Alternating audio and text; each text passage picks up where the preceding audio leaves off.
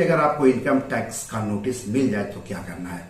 तो पहला, केवल नोटिस मिलने मात्र से परेशान मत होइए। जरूरी नहीं है कि नोटिस किसी गड़बड़ी के सिलसिले में ही आया हो। कई बार रूटीन पूछताछ या किसी अन्य तरह की जानकारी लेने के लिए भी असेसिंग ऑफिसर एओ नोटिस भेजते हैं। दूसरा, नोटिस से घबराइए मत और न ही उसे नजरअंदाज करें।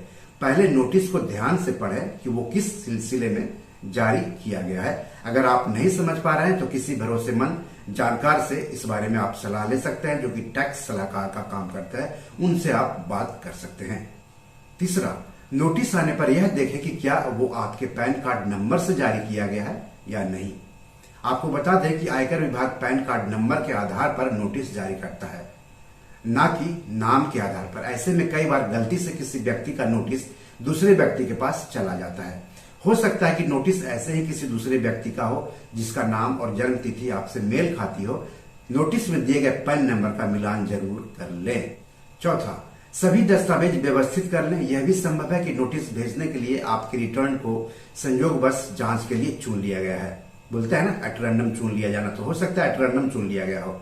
इसलिए नोटिस मिलने पर डरने के बजाय आयकर विभाग द्वारा मांगे गए सभी दस्तावेजों और बाकी सूचनाओं को इकट्ठा करें। इन दस्तावेजों में आपके लेन देन से संबंधित कागजात हो सकते हैं, आईटी रिटर्न की रसीद हो सकती है, प्रॉपर्टी खरीदने के लिए लोन लिया तो उससे संबंधित कागजात हो सकते हैं, आयकर स्रोत जानने के लिए बैंक अकाउंट दिखाना पड़ सकता है, या फिर भुगतान के बारे में बताने के लिए क्रेडिट या डेबिट कार्ड स्टेटमेंट शामिल रह सकता है।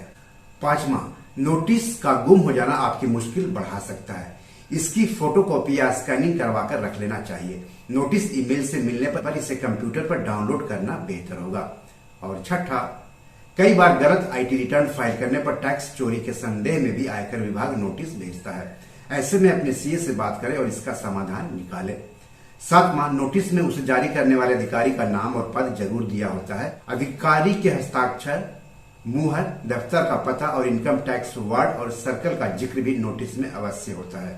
नोटिस ईमेल से मिलने पर उसका डॉक्यूमेंट आइडेंटिफिकेशन नंबर यानी DIN जरूर देखें। आठवां, अगर सिर्फ ज्यादा टैक्स के लिए नोटिस भेजा गया है तो इससे खुद भी निपट सकते हैं। मामला थोड़ा उलझाने वाला है तो किसी टैक्स सलाहकार की मदद लेना बेहतर होगा। प्रोफेशनल व्यक्ति आपको रिटर्न के मामले में हुई गड़बड़ी के बारे में सटीक ढंग से बता सकेगा और नोटिस का बेहतर जवाब तैयार करने में आपकी मदद करेगा। तो ये तो हो गया कि अगर आपको इनकम टैक्स का नोटिस मिले तो आपको क्या करना चाहिए। सबसे पहले कि आपको घबराना नहीं चाहिए और आपको नोटिस पूरी तरह से अच्छी तरह से पढ़ना चाहिए कि मामला क्या है।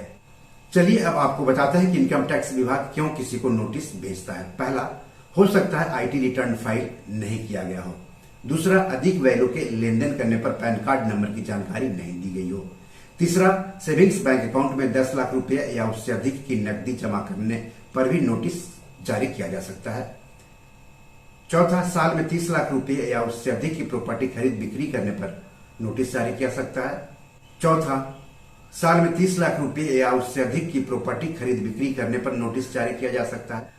पांचवा, आयकर के स्रोत के बारे में सही जानकारी नहीं देने या आयकर विभाग द्वारा आपके द्वारा दी गई आयकर स्रोत के बारे में जानकारी से संतुष्ट नहीं होने पर नोटिस आपको मिल सकता है। सातवां, निवेश या डिपॉजिट के स्रोत के बारे में जानकारी के लिए आपको नोटिस भेजा जा सकता है।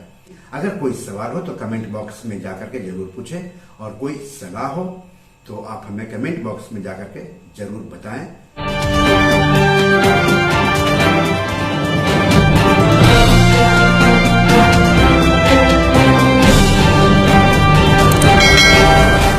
दोस्तों, ये मेरी 7 किताब है जो कि amazon.com पर पब्लिश है। आप इसे डाउनलोड करके पढ़ सकते हैं। इन किताबों के लिंक्स इस वीडियो के डिस्क्रिप्शन में दिए हुए हैं।